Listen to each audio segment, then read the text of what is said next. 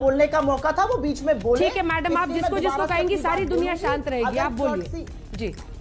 नहीं अंजना जी, ये क्या है? अगर मैंने आप किसी को शट अप बोलती है, मुझे कह रही है शांत रहिए, शांति रह रही हूँ। तू चुप रहे बाबा, तू चुप रहे।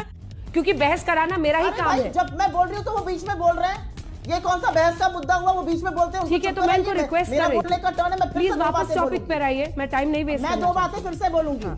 करवाली बेइज्जती। दोगलापन शब्द का प्रयोग भारतीय जनता पार्टी के प्रवक्ता ने किया। दोगलापन मोदी जी ने दिखाया था।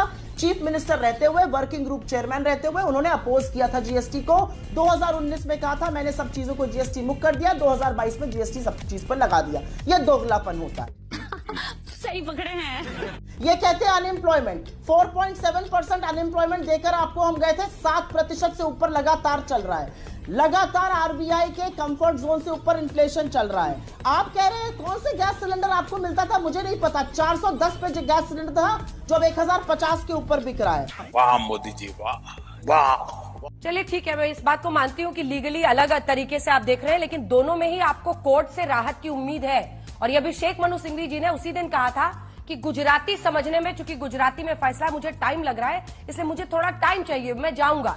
कई दिन बीत गए हैं, नहीं गई आपकी पार्टी, तो ये सवाल बनता है, ये आपका अधिकार है। जिसके विवेक पर जितने प्रश्न लगाने हो लगाते रहिए। अगर आपकी महानता इससे साबित होती है कि सामने वाला अनभिज्ञ है तो इसकी मौका भूल आप इस प्रकरण में लगे रहिए आजीवन। मिस्टर दुबे, मेरा सवाल आपसे है, राहुल गांधी को लेकर सियासी बवाल छिड़ा हुआ है और अब उन्होंने आपको क्या बुरा लग गया इतना, मैं समझ ही नहीं कुछ नहीं मैडम कुछ नहीं बुरा लगा, बुरा आपको लगता है। कुछ नहीं कहा, मैंने कहा 2 केसेस अलग हैं। मैडम कुछ बुरा नहीं लगा, बुरा आपको लगता रहता है।